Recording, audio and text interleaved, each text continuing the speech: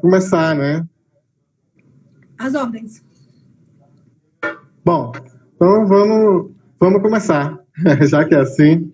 Bom, gente, então essa live eu acho que legal também. A Valerie lá de Manaus, presente, que bacana, registrando presença aí. Sejam todos bem-vindos e bem-vindas. Né? Vamos conversar aqui hoje, tentar conversar da melhor forma possível, bater um papo, na verdade, né? Bom, essa é a live eu acho que legal.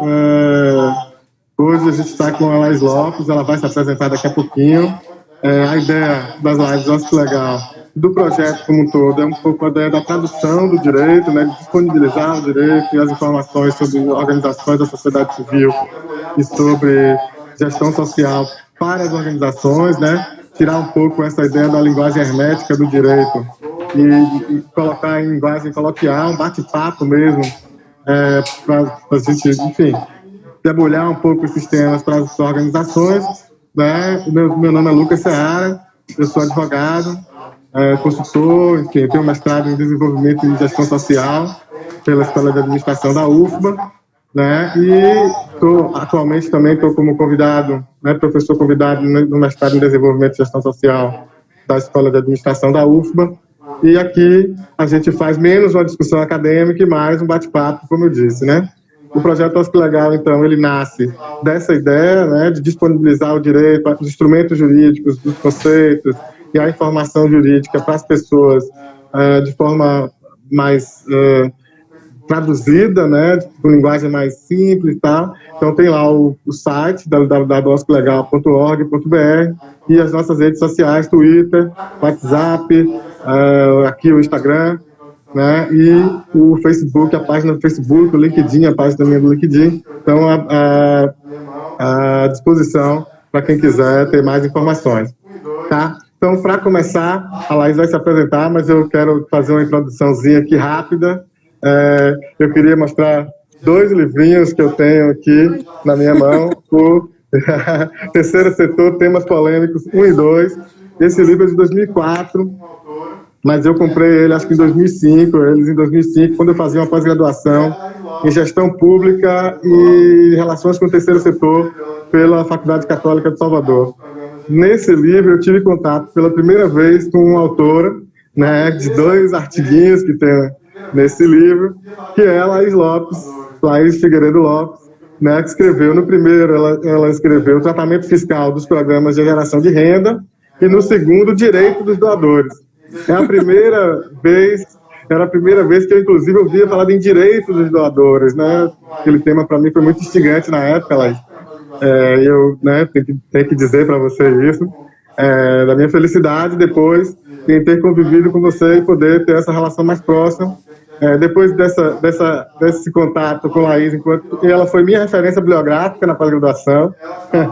Depois disso, quando eu estava como assessor técnico do Ministério da Saúde em Brasília, eu a encontrei em Brasília, num evento lá do Centro de Referência em Direitos Humanos. Eu já estava lendo sobre o Miroski, mas eu estava fazendo outras coisas, né? E ela estava lá nesse evento explicando, falando um pouco do Miroski, ela estava trabalhando diretamente na agenda do Miroski, e quando ela se apresentou, eu disse, olha, ela ali, a minha referência bibliográfica está ali, e a cumprimentei muito rapidamente, enfim, depois nos encontramos aí pelos eventos do Miroski da vida, a plataforma Miroski, etc. Então, hoje, eu tenho a honra, né, e o privilégio de poder conversar com essa pessoa que é a minha referência bibliográfica, que é uma referência no tema, e gostaria de passar a palavra para que ela se apresentasse um pouco e falasse já dá o pontapé inicial dessa história, né, um pouco dessa história que eu trouxe, desde esses artiguinhos aqui até o que a gente vai falar hoje rapidamente, porque essa história é longa, né? Essa história é longa, então, desse estado da arte do que a gente vai conversar hoje, que é a atuação das organizações nesses tempos de pandemia, passando pela implementação do Miroski, que você encabeçou esse processo lá na Secretaria da Presidência da República. Obrigada, Lucas. Obrigada também de me fazer, enfim, relembrar. Às vezes a gente passa pela vida, e eu tenho uma amiga maranhense que ela tem um ditado que eu gosto bastante, que ela fala, de mais longe a gente já veio, né? Então, você me fez lembrar aí de algumas contribuições que a gente prestou aí no passado e que continuam valendo, né? Que continuam atuais. tanto referente ao tratamento fiscal dos programas de geração de renda, que é a comercialização de mercadorias e prestação de serviços, quanto também a questão dos direitos dos doadores. Boa lembrança. E seguimos falando sobre terceiro setor, temas polêmicos, desde então, né? De 2004 para cá, a gente está em 2020, fazem 16 anos, né? Esses 2 artigos.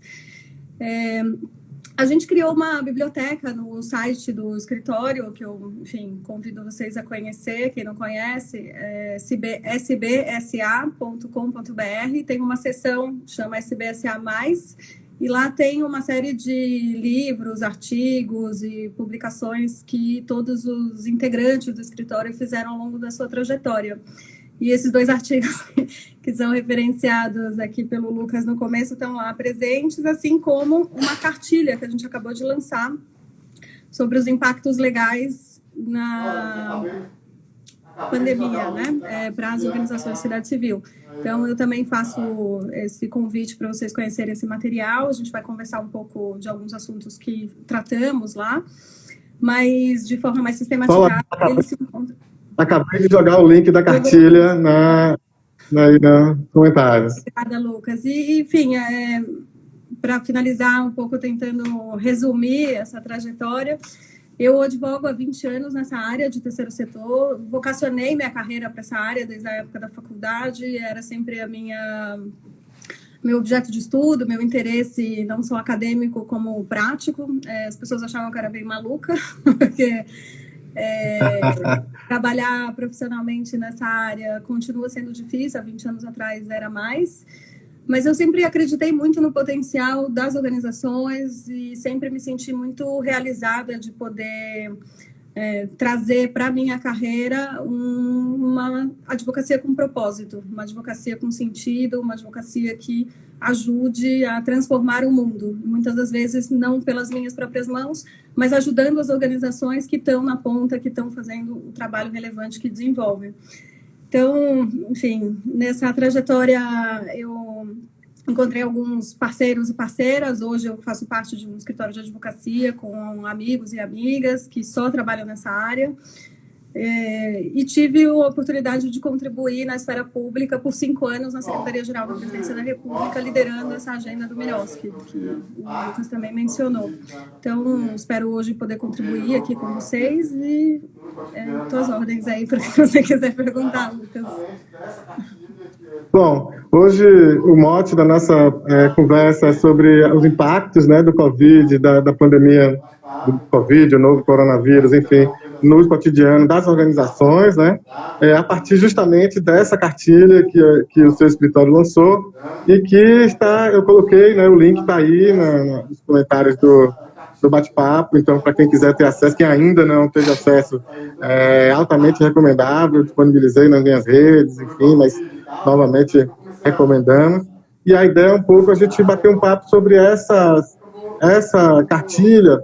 Ela é um pouco, eu confesso, Laís, o seguinte: quando começaram a sair essa enxurrada de normativas sobre o Covid e tal, eu comecei a selecionar, né, guardar na pastinha e pensar como é que eu vou trabalhar isso, apresentar isso, enfim, né?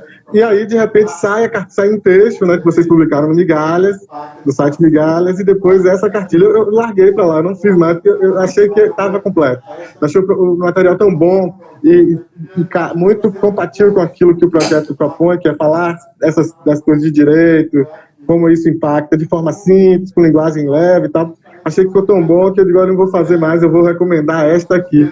Então, queria então a gente trazer alguns pontos dessa cartilha principal para a gente conversar um pouco aqui. Um dos primeiros pontos que tem lá é sobre justamente a governança, as assembleias, né, as reuniões de conselho, diretoria, enfim. Tem chegado muitas perguntas no cotidiano e aqui nas lives também, semana passada com o Nailton, agora também, sobre as questões das assembleias. Venceu o mandato, né, o mandato da diretoria, o banco vai interromper o meu acesso às contas, etc. Como é que eu faço se os cartórios estão fechados, se não pode fazer assembleia, se está proibido fazer reuniões, como é que a gente resolve isso, né? Então, a primeira, logo de cara, são essas questões. Obrigada, Lucas. De fato, a cartilha começou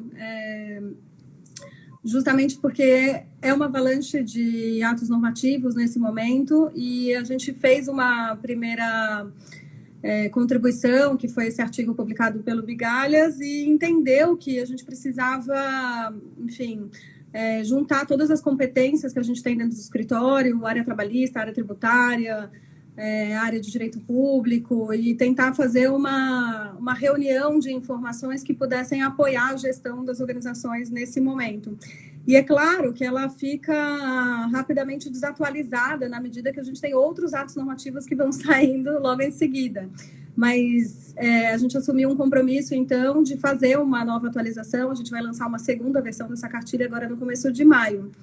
De alguma forma, as coisas que estão lá continuam valendo, porque algumas das questões que a gente levantou precisa ter um endereçamento no caso concreto, e aí dialogando com a questão da governança, das assembleias, das organizações, e de outra forma está gerando também iniciativas dentro do Poder Legislativo. Então, a gente tem projetos de lei que estão tratando sobre o tema, mas que ainda não foram aprovados em versão final, para que a gente possa já ter uma novidade nesse ponto específico. Qual é a questão? A questão é que a gente tem uma liberdade de associação constitucionalmente garantida, o que é muito importante, e dentro do Código Civil a gente tem alguns elementos que orientam a redação dos estatutos sociais. Então a gente tem muita liberdade de criar as regras dentro dos estatutos. Eles têm que cumprir o Código Civil e a Lei de Registros Públicos em primeiro lugar. Depois, se quiser ser o CIP, se quiser ter uma outra titulação, aí entra a incidência de outras leis. Mas esse básico é o que o cartório vai verificar. Não é comum que os estatutos tragam a previsão de assembleias virtuais. Não é comum que os estatutos digam expressamente que poderão fazer reuniões que não sejam presenciais. Há alguns estatutos que já têm essa previsão.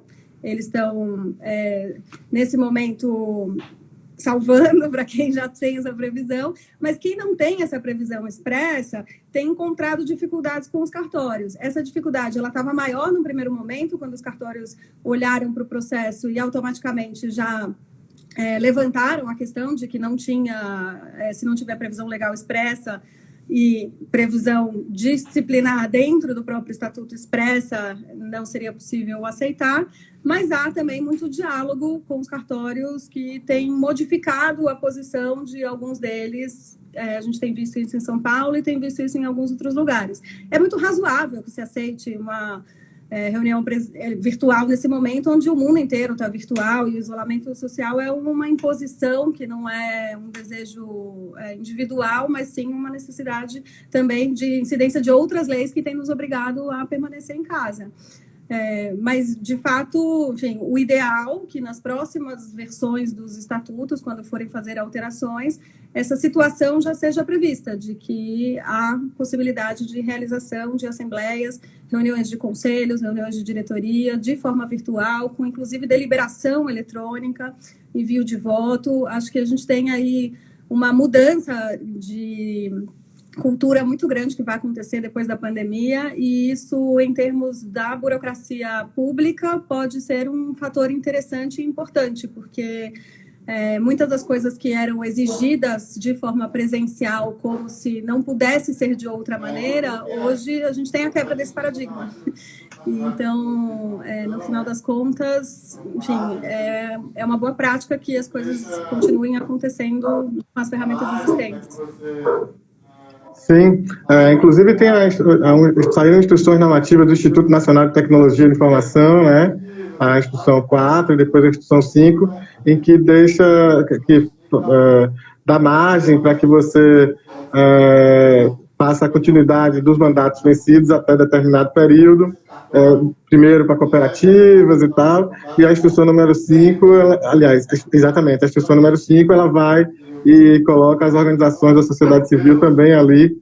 Então é importante, eu tenho dito para as pessoas que procurem seus cartórios, né, levem essas instruções normativas debaixo do braço, tentem a conversa com os cartórios para que eles orientem da melhor forma possível de se fazer, e os nossos modelos, os nossos estándares que temos feito sobre estatutos também, que eles possam já sair com essa possibilidade, né, de se fazer a assembleia virtual. Acho que essa é uma dica super importante.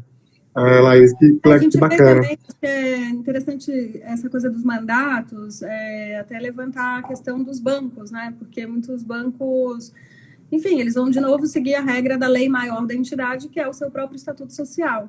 Então, vai depender muito de como isso estiver descrito dentro do estatuto e da ata. Então, há muito caminho de resolução desse tipo de problema, mas foi uma coisa que ninguém tinha se deparado até então. Sim, de fato. E quanto aos E tem o contratos, né, projeto de Laís? lei em andamento, né? Medida provisória 931, que está em discussão dentro do Congresso Nacional, trata sobre esse assunto, mas resolvendo o caso para as SAs e para as limitadas. Então, há Cooperativas, né? há diversas propostas de parlamentares que estão buscando ampliar essa solução dentro da medida provisória 931, que ainda não está completamente votada, né? Não terminou o seu trâmite legislativo. E a gente tem também, no projeto de lei do regime jurídico de direito privado, também esse tema colocado. Então, acho que é importante as organizações também acompanharem essas iniciativas legislativas e exigir que a extensão dos benefícios que são feitos para as empresas nesse momento também considere as organizações como agentes econômicos importantes que também precisam de apoio. Perfeito. A Rosinha pediu para repetir de quem era a normativa, é do Instituto Nacional de Tecnologia da Informação, a Instrução Normativa número 4 e a Instrução Normativa número 5. Uma foi de 7 de abril de 2020, a outra de 20 de abril de 2020, tá? Bom, Laís, o outro ponto que vocês tratam é sobre a repactuação dos contratos, né? A importância, eu destaco aqui a importância da formalização dessa repactuação, não é nada de boca, do ponto de vista contratual, do ponto de vista da relação com os parceiros e tal. Eu queria que você falasse um pouco nesse sentido também. Esse é um ponto, enfim, bem relevante, seja na esfera pública, seja na esfera privada, né? Enfim, nos relacionamentos das organizações com a administração pública e também com as suas relações privadas, especialmente porque, nesse momento, acho que tem uma coisa muito relevante da gente tomar cuidado, que nem todas as renegociações de contratos têm a ver com a pandemia. Então, a força maior precisa se caracterizar, né? De fato, você tem que estar impedido de realizar aquela entrega daquele produto, aquela entrega daquele serviço, aquela necessidade de repactuar prazos, datas de prestação de contas, enfim, tudo que vai acontecer precisa ter esse olhar. Então, acho que tem um exercício também de olhar para cada contrato e pensar um pouco como fazer uma proposta de repactuação. Acho que isso é bastante importante, porque a gente vai ter muita disputa jurídica sobre esse momento de agora, e muitas coisas vão acontecer posteriormente. Então, quanto mais a gente conseguir encaminhar coisas por consenso, quanto mais a gente conseguir ter o aval das partes dentro do processo e conseguir fazer aditivos que possam ser bastante razoáveis dentro da relação contratual, é o que melhor vai acontecer nesse momento, porque a gente vai ter muitas disputas e, enfim, sempre a solução extrajudicial é melhor para todas as partes, né? Perfeito. Dentro desse contexto dos contratos, mas uma área muito mais específica, estão ali as relações trabalhistas, né, as relações de trabalho e as questões de home office, a AMP, né, 936, enfim, como isso repercute nas organizações, né? As MPs que tratam da renegociação de contrato de trabalho, elas não tratam especificamente das organizações, até porque as organizações, para todos os efeitos, são empregadoras, né, como outra qualquer. Então, essa MP que possibilitou a redução da jornada de trabalho, a redução de salários, enfim, e até mesmo a suspensão, né, do contrato de trabalho por determinado período, enfim, houve aquela discussão sobre a obrigatoriedade dos sindicatos atuarem nessas situações. Depois o STF já decidiu que não precisa, pelo caráter essa excepcionalidade da pandemia, enfim. Então, queria que você falasse um pouco desse sentido também, um pouco disso também das relações trabalhistas aí, nesse contexto. Legal, Lucas. Sabe que hoje mesmo à tarde mais uma pessoa consultou especificamente não conseguindo se enxergar dentro da norma, Mas eu queria lembrar que o artigo 2º da CLT, ele fala que considera-se empregador a empresa individual ou coletiva, e no parágrafo 1º fala que equipara-se ao empregador para efeitos da relação de emprego os profissionais liberais, as instituições de beneficência, as associações recreativas ou outras instituições sem fins lucrativos que admitirem trabalhadores como empregados, né?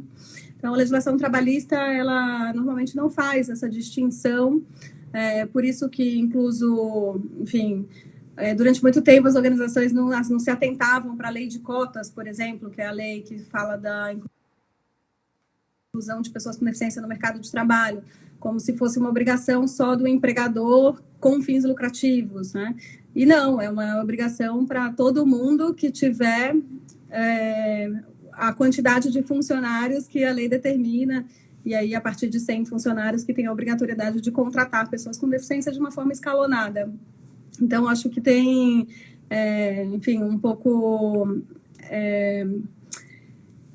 essa questão para a gente pensar. Na verdade, todas as medidas de home office, tudo que foi estabelecido, pode ser exercido pelas organizações de sociedade civil. Tem que olhar muito para as suas fontes de financiamento para tentar evitar as demissões, né? No fundo, o que a gente mais está fazendo agora é tentar ajudar os clientes a organizar as suas... enfim, as suas equipes para tentar não demitir, mas isso depende muito de que vínculos de fontes de financiamento cada organização tem. Então, é muito caso concreto. É preciso olhar para as parcerias que são parcerias públicas, é preciso olhar se é com projeto incentivado, é preciso olhar se é um recurso livre, né? Então, o que eu tenho visto é muitas organizações ressignificarem também a sua atuação e passarem a trabalhar no administrativo financeiro, em coisas mais estruturantes, que a gente está chamando de uma quarentena produtiva, então ter tempo para fazer... para já começar a olhar para a Lei Geral de Proteção de Dados e programa de compliance, uma série de coisas que exige tempos para fazer um bom diagnóstico, tem sido um tipo de demanda do administrativo financeiro, colocar a casa em ordem dentro das coisas que já tem e outras que poderão ser agregadas nesse sentido. Mas, por outro lado, também quem está na linha de frente, aí depende muito, tem muita gente na linha de frente de serviços essenciais, especialmente na área da saúde, mas também muito na área da assistência, que tem que continuar trabalhando, atuando, se protegendo, com cuidados redobrados, né, para si e para quem cuida. Então, há aí uma série de dispositivos das políticas reguladas dentro dos serviços essenciais. Mas tenho visto também muita gente que trabalha com promoção de direitos sendo fundamental nesse momento, onde a gente busca também alertar para as questões que são decorrentes desse momento de isolamento, né? Como, por exemplo, a violência doméstica, que aumentou demais e tornaram... Nossa! O tema só convoca cada vez mais as organizações que atuam com mulheres, e especialmente as que atuam com o fronte do enfrentamento à violência no sistema de justiça, com os apoios necessários para que as medidas protetivas cheguem até as mulheres que precisam. Então, assim, tem uma... nesse momento, muita coisa a ser feita. Então...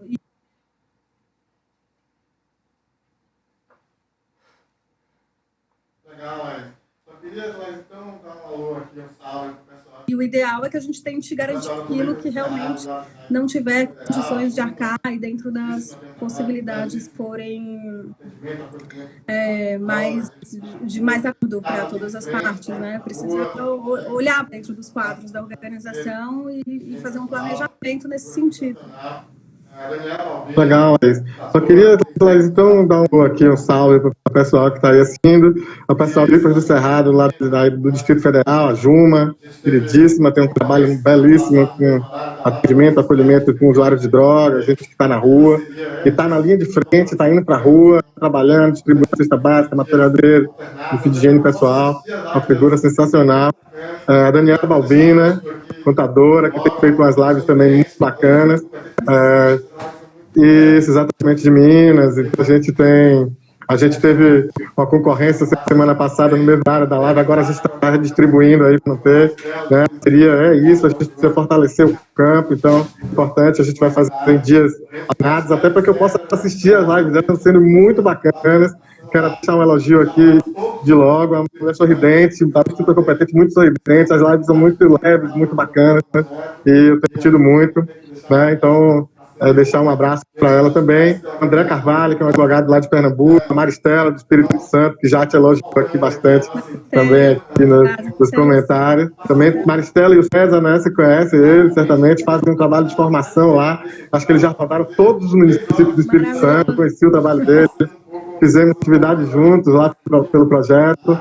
E aqui também tem que deixar um abraço, porque são parceiros, gente que a gente conhece pela caminhada aí pelo Brasil, né? Então, voltando aqui ao nosso tema, né? Então, vamos passar um pouco, falar um pouco rapidamente, porque, claro, que cada tema dele aqui dava para a gente fazer 3 horas de discussão, né? Então, a gente está passando um pouco, fazendo um pouco panorâmico para essa cartilha que vocês lançaram. Eu estou mandando aqui sempre o link da cartilha nos comentários, para quem quiser achar, para quem ainda não baixou, está lembrando isso.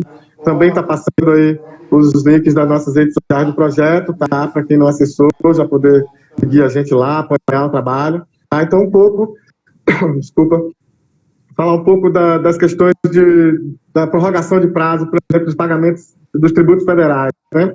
As entidades optantes pelo Simples Nacional tiveram essa possibilidade, as organizações ficaram fora. Então, eu queria um pouco que você falasse rapidamente sobre isso para a gente também. No caso do sistema tributário, aí já não faço a mesma analogia que eu fiz no sistema trabalhista, né? Porque o sistema tributário tem uma incidência bem distinta das organizações da sociedade civil.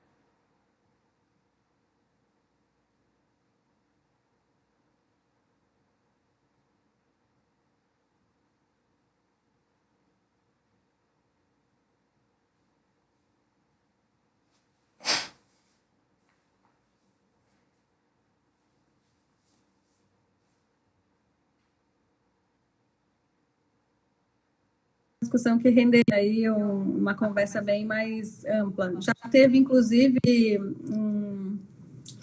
uma aprovação do Congresso Nacional da extensão do Simples Nacional para as organizações da sociedade civil, que seria o Simples Social, e que, ao final, depois de aprovado dentro do Congresso, foi vetado na mesa do então presidente Michel Temer, né? É um tema que acaba que muita gente não tomou do conhecimento, porque ficou perdido no meio do alvoroço da política brasileira, e a gente tem também uma certa divergência de pensamentos entre quem acha que o Simples poderia ser estendido para as organizações e acabando gerando também uma equipação indevida das organizações com as empresas, o que poderia gerar mais problemas no futuro. Tem gente que acha que não, tem gente que acha que o Simples Social seria excelente, especialmente para as organizações que trabalham com prestação de serviços e comercialização de mercadorias, e que poderia ser uma super, não só simplificação, desburocratização, mas também uma tributação mais otimizada, né? Então, assim, as últimas medidas do governo federal em relação ao tributário foram muito de diferimento, de prazo postergado, para que os impostos possam ser pagos um pouco mais para frente, né? Então, a gente teve isso também com o próprio FGTS, e a gente tem a opção de, então, pagar a multa sem juros em prazos postergados, né? Mas não houve uma grande mudança de impacto do tributário para a organização da sociedade civil em relação às medidas da pandemia. A gente teve, enfim, outras coisas nesse momento que são super positivas e legais de contar, que a gente teve o decreto que autoriza a isenção do ITCMD no Rio de Janeiro, que é o imposto sobre doações, que deixa o reconhecimento de que as organizações não precisam, então, pagar o imposto sobre doações no estado do Rio de Janeiro, mas que isso também é feito de forma automática, sem precisar ter um processo de reconhecimento prévio da administração pública. Então, foi um super ganho importante que a gente teve nesse tempo, e que está conectado, de alguma forma, à pandemia, quando a gente pensa que as doações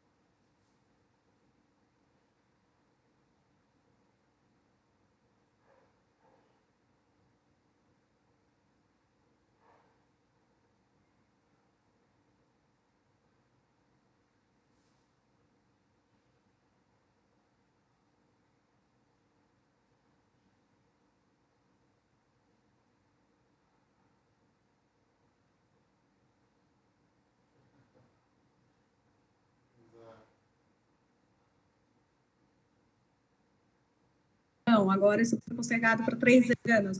Então, no tema das doações, depende muito de onde está sediada a organização que é a donatária, que recebe o recurso, e se tem alguma regra diferente do estado do doador, porque ainda tem alguns estados que fazem uma diferenciação nesse sentido, mas é um pouco esse trajeto do recurso. Mas a gente tem, enfim, uma discussão boa sobre isso, de melhorias que estão sendo discutidas, na minha visão, na minha concepção, independentemente da legislação que incide sobre a doação, o que mais importa é a motivação de doar.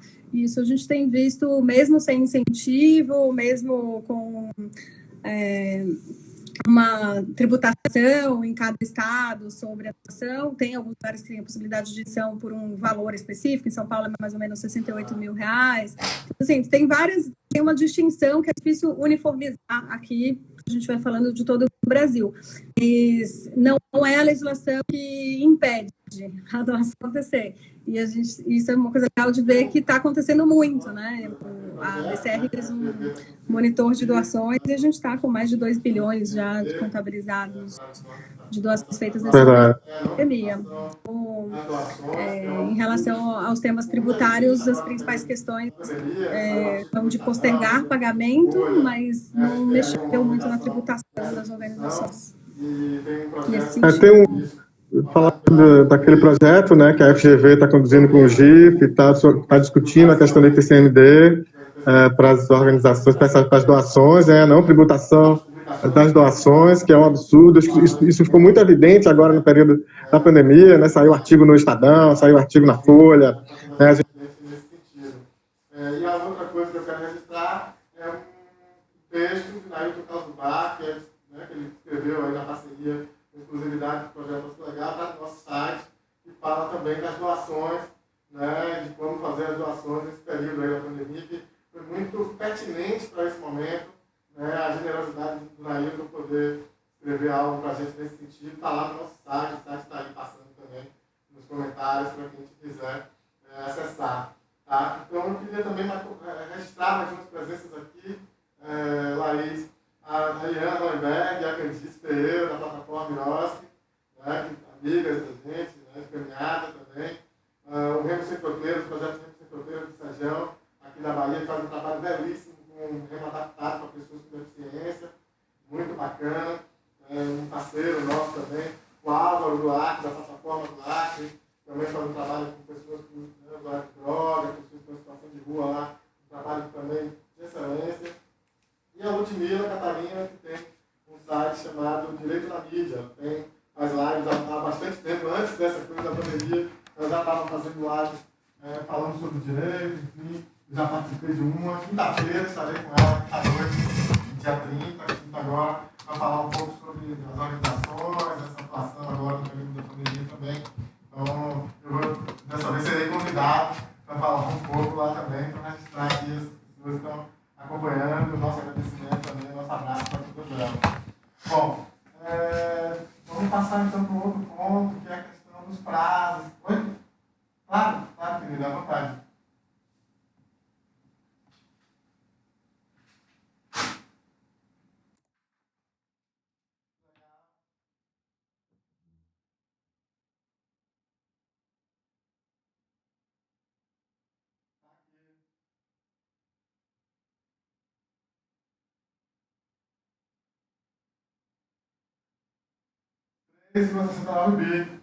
Me permita, então,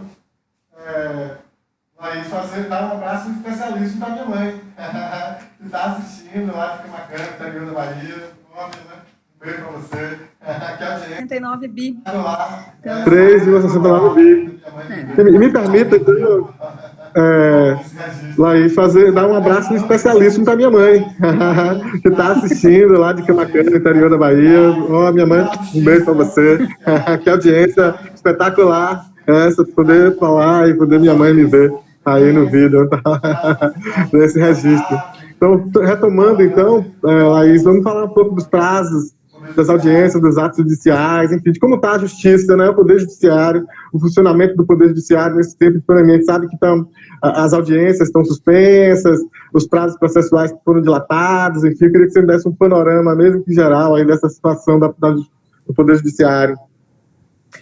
Olha, Lucas, a gente tem suspensão de prazos, sim, e a gente teve, inclusive, uma votação. O Conselho Federal da OAB, da Ordem dos Advogados do Brasil, conduziu uma votação para saber a opinião dos advogados, se deveria voltar, se não deveria voltar. Olá, a Rosângela está mandando um beijo para você, bonitinho. Minha mãe. E no final, enfim, foi uma votação apertada, porque isso divide muito a opinião das pessoas, né? Porque, enfim, há prazos que podem ser cumpridos de forma eletrônica, a gente já tem muita informatização do judiciário. De novo, eu acho que isso acelerar esse legado, tentando ver alguma positividade dentro de um processo tão duro, tão difícil que é esse processo da pandemia, ver essa informatização e essa desburocratização como algo fundamental para fazer as coisas funcionarem, né? Então, muita gente está deixando os prazos prontos, muitos prazos foram publicados, a ideia é que eles não deixem de ser publicados, mas eles estão, na sua maioria, estão suspensos. E aí tem cada esfera de atuação, se é na Justiça Federal, se é na estadual, a gente sistematiza isso de uma forma mais organizada na cartilha, que eu, enfim, reitero o convite aí para vocês darem uma olhada. A gente fazer um bate-papo. Já estou colocando novamente aqui o link. O Lucas falou, não vamos fazer conversas chatas, vamos fazer conversa... Eu falei, não, então não vamos ficar falando de prazo.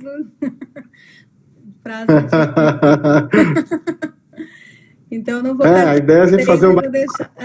Eu vou cansar vocês e vou deixar vocês consultarem lá, enfim. E fica o convite também, meu e-mail está à disposição, quem precisar depois fazer alguma conversa, alguma coisa, todas as Laís, então, tem algumas perguntas já chegando com relação à Lei 3.019, né, o MIROSCO, o Marco Regulatório das Organizações da Sociedade Civil. A Liana Hollenberg já colocou aqui que esse tema pode ser pauta do CONFOCO, né, do Conselho de Fomento e Colaboração aqui do Estado da Bahia. Queria, então, que a gente pudesse entrar um pouco na praticidade, na questão pragmática, digamos assim, de como vai impactar nas parcerias, né? A gente vai ter uma conversa sobre isso também aqui com o Mauri Cruz, em breve, mas acho que a gente já pode, com base na cartilha que vocês elaboraram, falar um pouco nesse sentido, né? A Lei 3.019, ela dispensa o chamamento público para os casos de calamidade pública, né? E nós estamos no momento de calamidade pública declarada, né? Tem um decreto federal nesse sentido. Então, como é que funciona isso, mais ou menos? Vamos falar um pouco enfim, falar um pouco desse tema aí para o pessoal que já está questionando as questões da Lei 3.019, do impacto disso nas parcerias vigentes. A gente tem aí duas situações, no mínimo, para conversar, que foram as coisas que a gente elencou ali naquela primeira versão, né? Uma é encarar a sociedade civil como um parceiro muito relevante para esse processo de enfrentamento aos efeitos da pandemia. E isso, enfim, já tem sido demonstrado. As organizações que estão nos territórios, que têm mediação com as comunidades, são aquelas que mais conseguem fazer a distribuição da chegada de cestas básicas, de remédios, medicamentos, materiais de higienização, enfim. A gente tem visto isso com bastante frequência, né, Brasil afora. E o artigo que você menciona, que é o artigo 30 da Lei 13.019 de 2014, oportuniza a dispensa de chamamento público para as organizações em casos de calamidade pública, que é o que a gente está vivendo a partir do Decreto Legislativo 6 de 2020, né? Que é o que formaliza a calamidade pública no Brasil. Então, acho que esse é um viés, mas acho que o que está preocupando muita gente também é que são as parcerias vigentes, né? São as parcerias em andamento. e como fazer com elas. Acho que tem um pouco, de novo, de olhar para a parceria e olhar para suas metas e resultados e ver o que é possível repactuar. Então, tem um trabalho duplo aí, tem um trabalho das organizações da sociedade civil, mas tem um trabalho da administração pública também, de olhar para essas parcerias e fazer uma proposta. Então, uma secretaria de assistência social, por exemplo, ela precisa olhar para toda a sua rede socioassistencial privada e pensar como que esses equipamentos vão continuar existindo, quais deles precisam continuar abertos porque fazem parte dos serviços essenciais, quais deles que podem não ficar abertos, e como é que a gente reorganiza essa força-tarefa. Então, acho que tem um trabalho que a gente não pode tardar a fazer para justamente lastrear a situação desde já. Isso porque, enfim, no futuro, né, essas parcerias todas vão ser olhadas e vão ser julgadas mais para frente. Mas a gente precisa, desde já, ter, enfim, formalizado, junto com a administração pública, os prazos, e todas as repactuações que vão ser necessárias nos casos concretos. Mas isso depende muito de que objeto. Se a gente vai falando de, enfim, um projeto na área de esporte é diferente de um projeto na área da cultura, é diferente de um projeto de um equipamento de assistência. Então, acho que tem que um pouco... Saúde, né? Cada um desses dá uma live. Verdade. Mas, no geral, acho que a organização conhece melhor do que ninguém os objetos que trabalham em parceria com a administração pública. E, por outro lado, por isso que eu sempre corresponsabilizo, enfim, chamo a atenção também da própria administração pública para olhar para isso.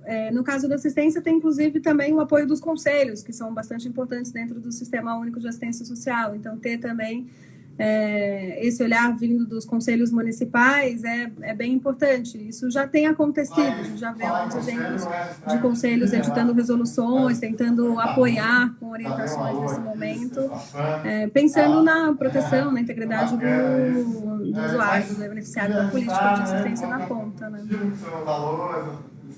Laís, por falar em conselho, vou registrar aqui a Miriam, lá do Conselho Municipal de Assistência Social de Itabuna. Já dei um alô aqui, disse que é sua fã e tal. Então, bacana isso.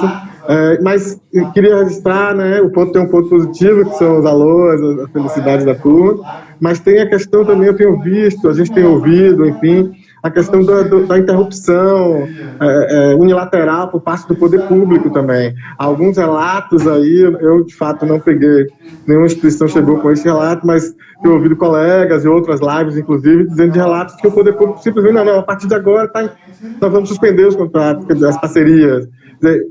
É meio desesperador para as instituições que contrataram a equipe, que tem metas a cumprir, tem pessoas, né, o público que espera daquela instituição aquela prestação social, enfim, e de repente alguém da prefeitura ou estado, que, enfim, diz simplesmente não vamos fazer mais e acabou.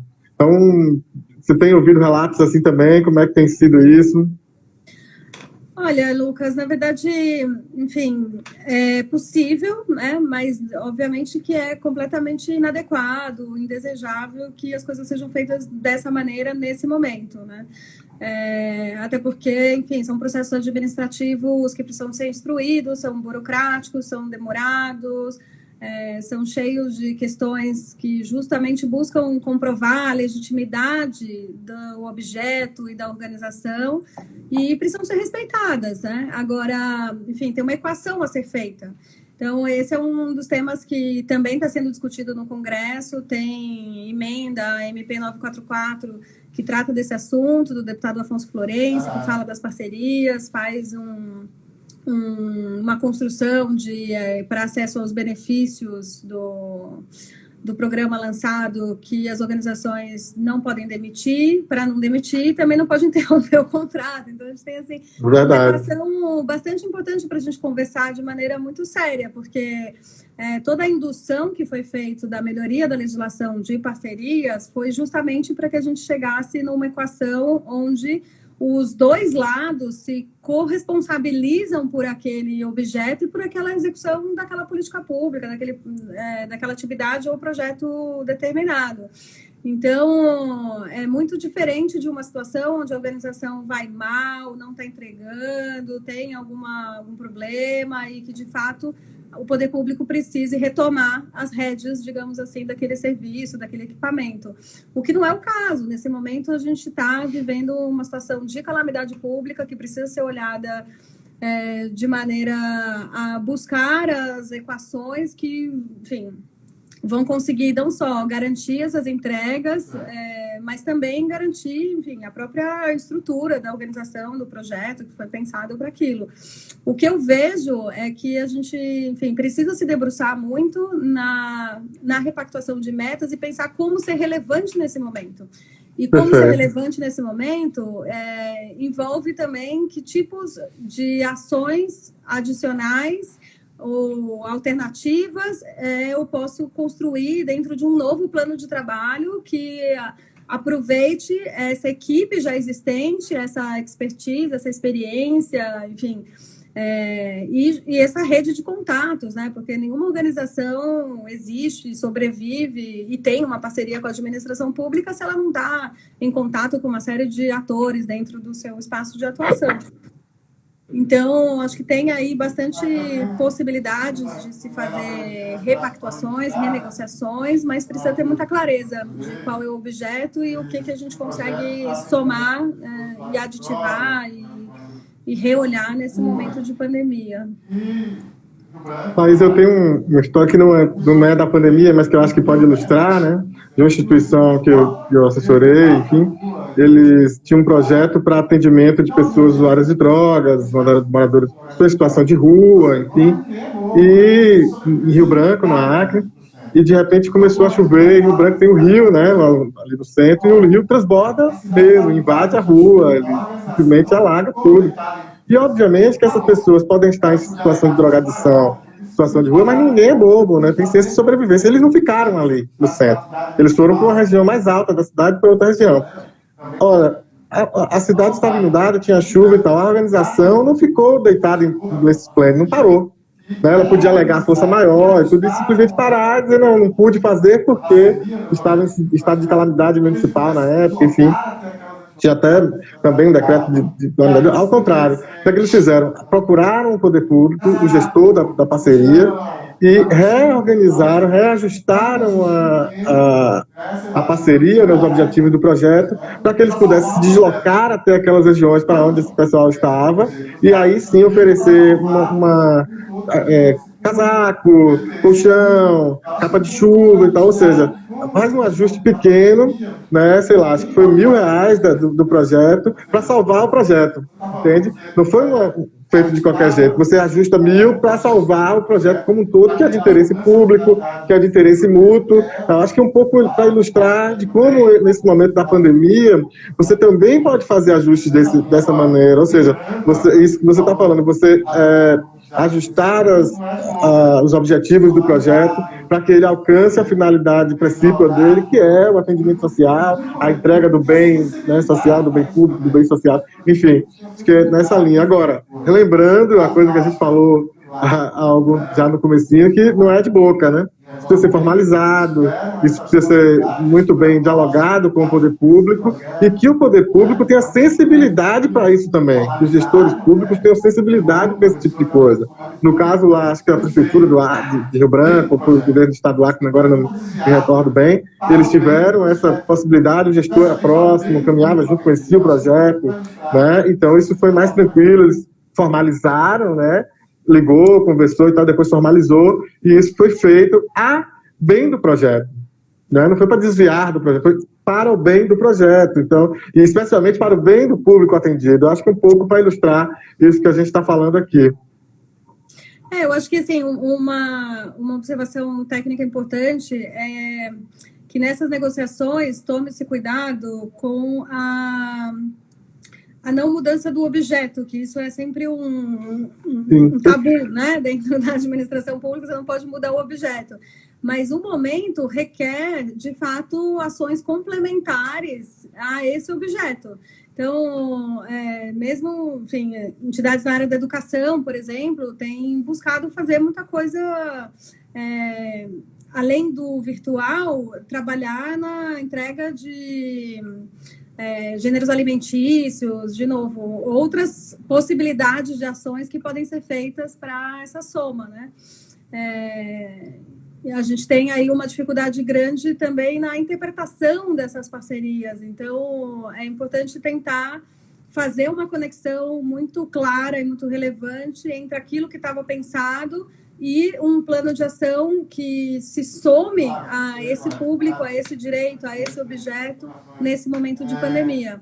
Isso é muito mais do caso concreto, mas é só um tema que eu acho que é importante para ambos os lados, tanto para a administração pública quanto para as organizações. Claro, perfeito, Laís. Claro, sempre pertinente essas observações. Acho que a gente está caminhando para o fim, Laís. Infelizmente, a gente tem aí mais 5, 6 minutos. Daqui a pouco o Instagram começa a apitar aqui que está acabando. Mas eu queria, então, fazer mais uma perguntinha e depois a gente vai para considerações finais e tal, despedidas. Que é sobre as prestações de contas e as questões dos certificados, né? As renovações de certificados. Quem está tentando pedir... Eu estou com uma situação agora que é o SEBAS Educação, a gente está aí na tentativa, o site sempre diz que está reajustando, que é um momento de pandemia, etc. Então, como é que a gente lida com essas situações de renovação de certificação e com prestações de contas, enfim, que estão aí vigentes ou pendentes, na verdade? Eu, enfim, de novo, trago muito essa lógica que eu acho que a gente tem que cuidar dos dois lados, né? Tanto as organizações precisam olhar exatamente nesse raio-x, nessa matriz de certificados, o que elas têm e que prazos são esses, se é o caso de, enfim, de pedir renovação ou não, mas também a administração pública precisa editar os atos normativos necessários para fazer as previsões legais desse momento de pandemia. E a gente vê que tem muita gente que ainda não fez. A gente tem, por exemplo, uma portaria nova do Ministério que trata sobre a lei de incentivo ao esporte, para os projetos incentivados na lei de incentivo ao esporte, mas a gente não tem até agora nada da Lei Rouanet. A área da cultura ainda não tem nenhum normativo que discipline a questão específica. Então, esse vácuo legislativo, ele acaba, esse vácuo normativo, né, não emanado pelo Poder Executivo,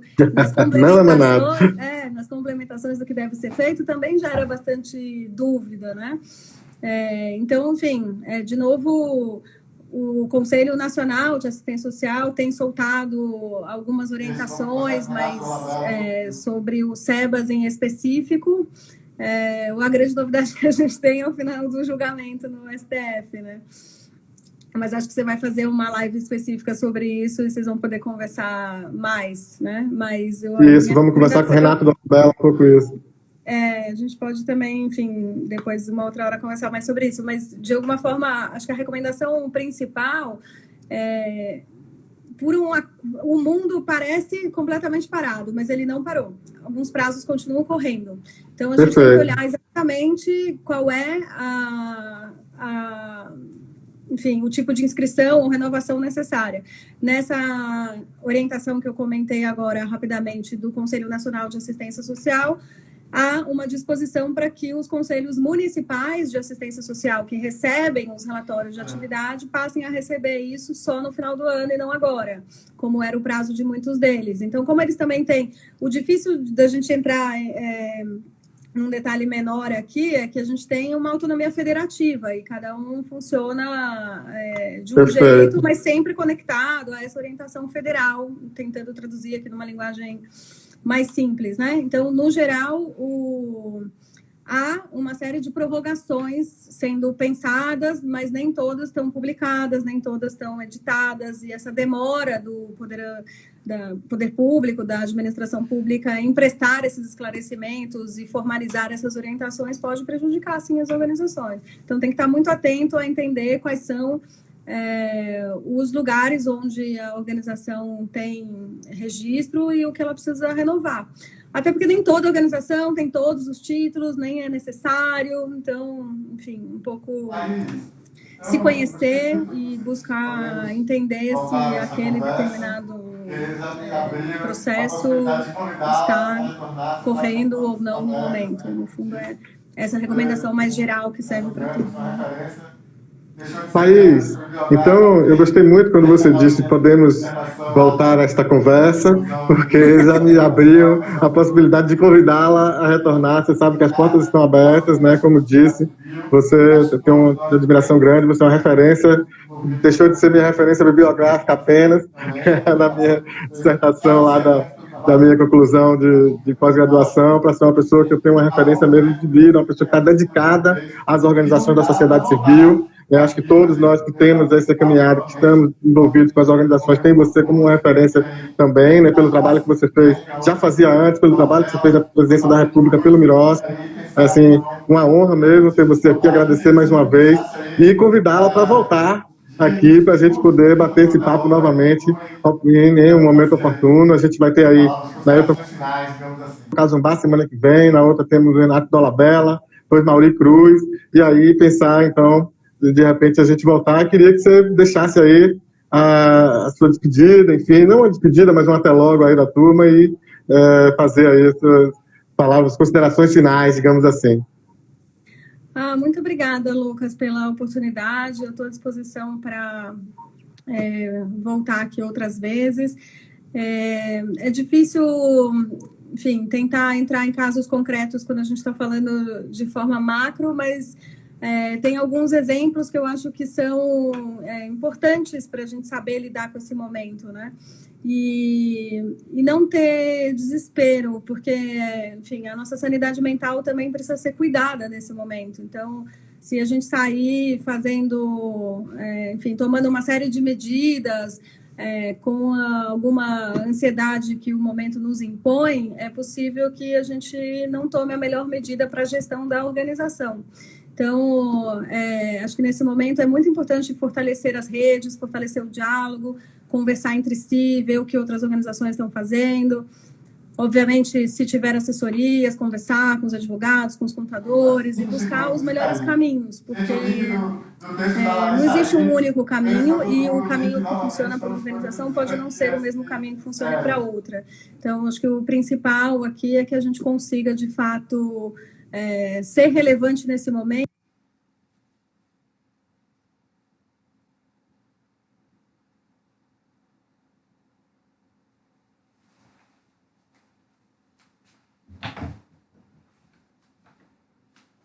São 5 segundos e pronto, né? Tá feito contando aqui. Ela fala também muito. E onde ela estava, né? Achei que ela estava comedida.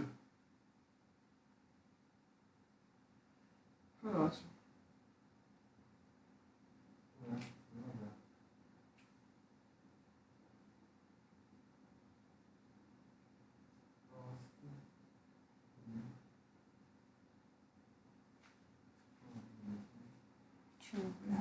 Dessa vez não deixei de dar o beijo de Nana. Até a Larissa, olha aí, querida.